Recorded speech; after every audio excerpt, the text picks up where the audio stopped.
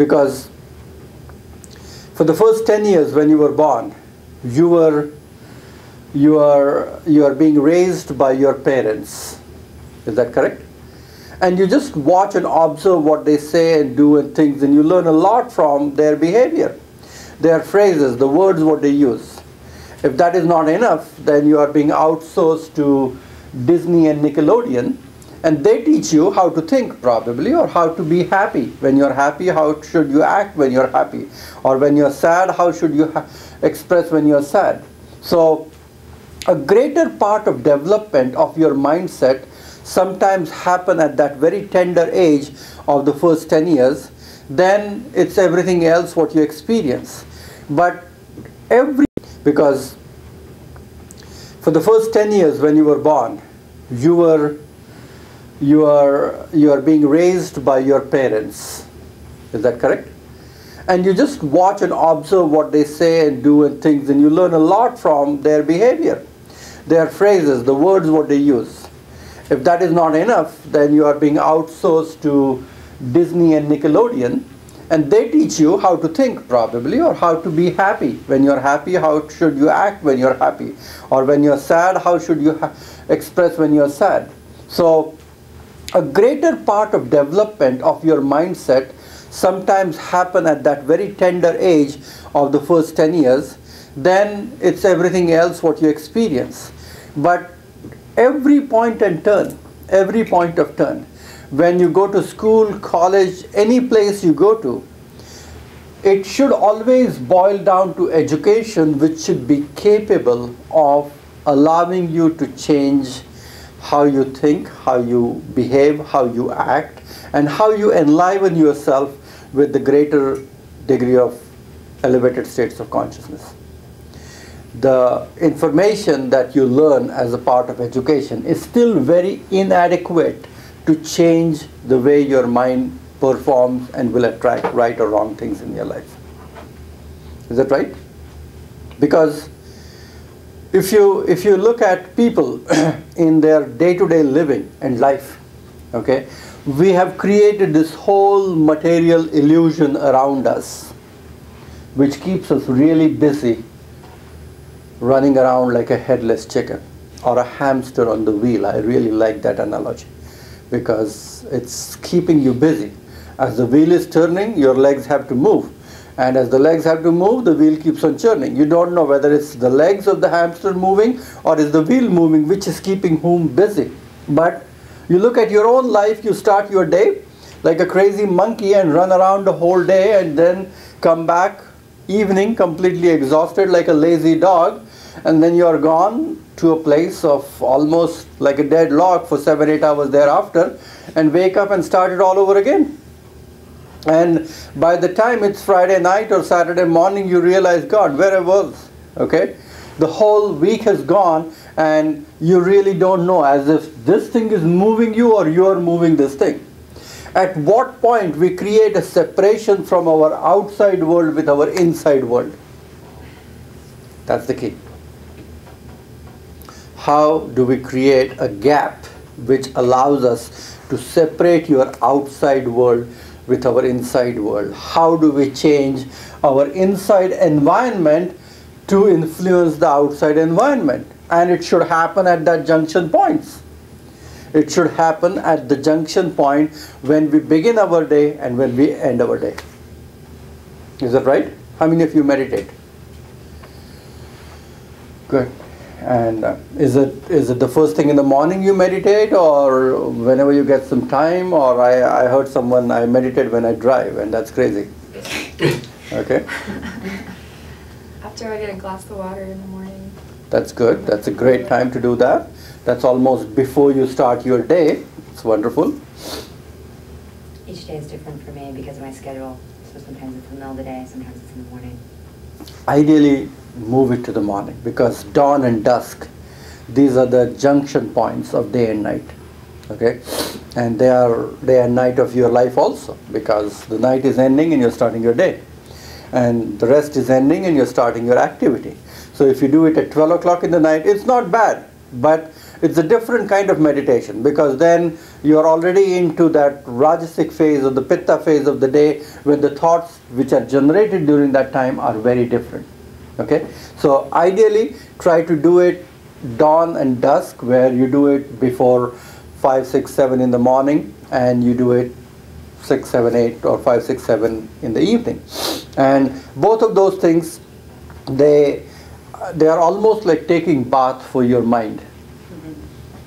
It's almost like taking a bath for your mind, because you have to wash your thoughts clean, and so that you don't really go to work completely wound up and stressed out, with not able to conserve your energy mentally, and neither you should go to sleep with a lot of things hovering within your subconscious mindset and psyche and things like that, which are creating even more weird dreams and incomplete rest and things like that.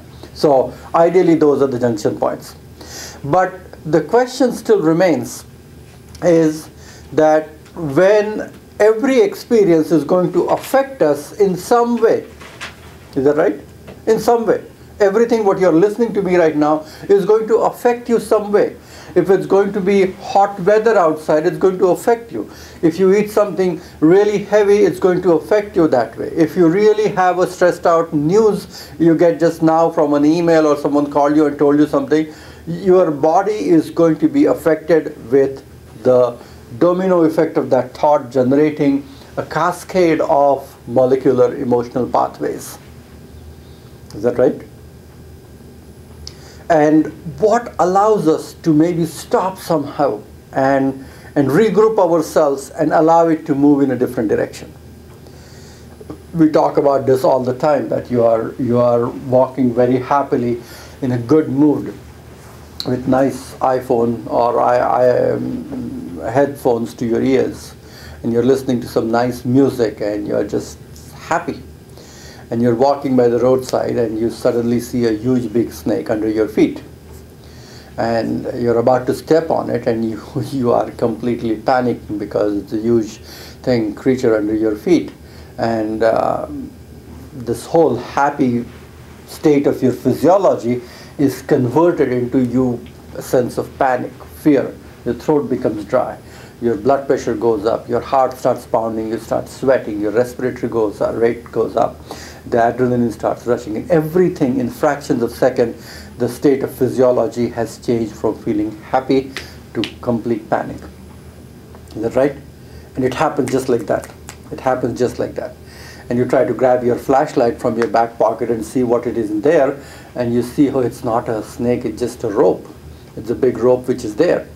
And again, in fractions of a second, it just goes away. You just have a good laugh at it and you move on. So if at all a simple fear or panic can alter the state of your body functioning from one way to another, which is almost involuntary without your control. Is that right? It's an involuntary action. If that can shift the way your physiology is functioning just like that in few seconds, can you imagine you doing a 10, 20-year job in a place where you hate absolutely go every morning? You hate to see the face of your boss? Or you are in a painful relationship waiting it to end? Or you are just there because you can't get out right now?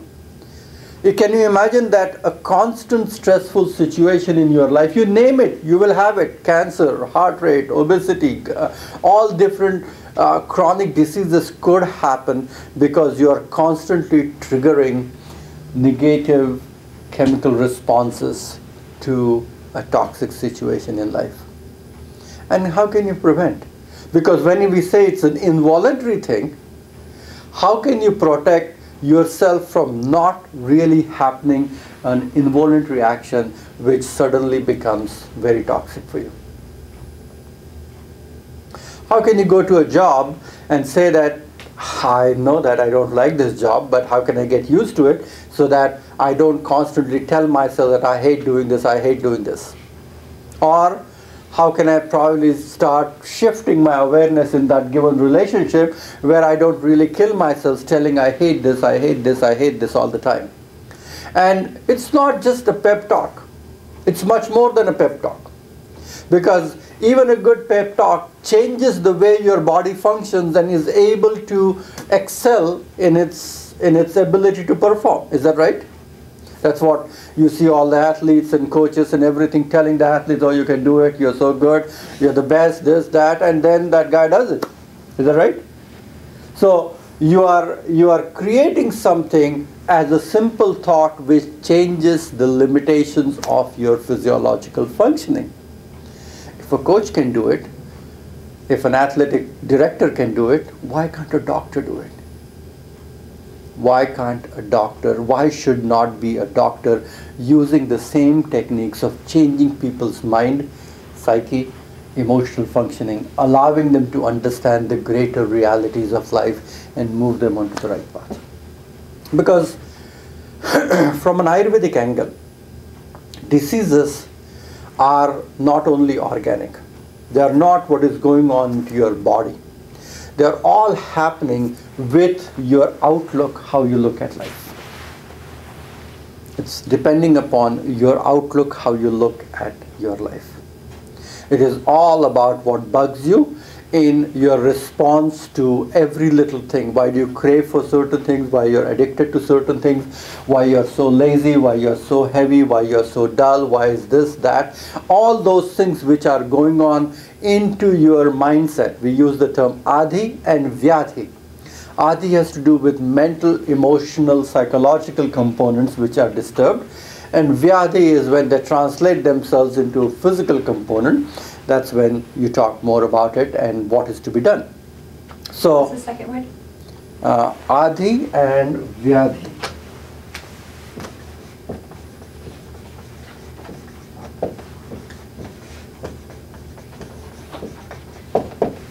Adi is mental and Vyadhi is physical. So you have to always create a distinction where this Adi doesn't become a Vyadhi, where this emotional, psychological component do not get translated into a physical or physiological challenges. And many times we meet people here. Okay? Here they are with completely stressed out, having hyperacidity, heartburn, gastric ulcer, an autoimmune condition and everything. And now with host of different symptoms, 1, 2, 3, and 4, we are trying to allow them how to think, which is so difficult for people. Or how to control your anger, or how to look at your existing relationship with positivity, or how to look at money and things like that. Many times it's so difficult to bring these changes, and you have to do these changes in a 7-minute of standard consultation, what a doctor spends with a patient. It's impossible. It is impossible to change those people, how they have drifted from here to slowly over here. That has taken a lifetime for that hypertension to be built in there. It has taken a lifetime before that kidney has crumbled into a partial renal failure, or before an autoimmune disease has happened, and now you're trying to address the core component. So the basis of prevention is how can you take care of your mind, and how can you take care of your body by aligning yourself with something called as spirit. Okay? So if you look at this triangle of mind, body and spirit, you can't really take care of only mind, you can't really take care of only body. You have to bring in the spiritual component to take care of both of them at once. Otherwise it's not possible. Otherwise here you go to a surgeon, or there you go to a shrink. Here you go to a doctor, there you go to a psychotherapist. It doesn't matter. I see so many people who are running from pillar to post, from one doctor to this psychotherapist or psycho-counselor and everything, and it doesn't work until and unless you bring in the third and the most core component of your life, which is a spiritual being, and connect yourself to that heightened state of awareness and elevated state of consciousness. You will be struggling in order to look. Let's look at it a little bit more in detail. Okay? Imagine that when you bring a spiritual component in your life, it doesn't mean that you're wearing a fancy cross in your neck, or you're having a mark on your forehead. It doesn't have to do anything with spirituality. Religion has nothing to do with spirituality. Is that right? Is it a very debatable point? How many of you believe that religion is all about spirituality? Jose? I'm not a religious person, but I consider myself a very spiritual person. So Okay. That's a good thing. What do you think? I think that sometimes in religion people go through motions and don't realize even why they're doing them. That's good. That's zombie.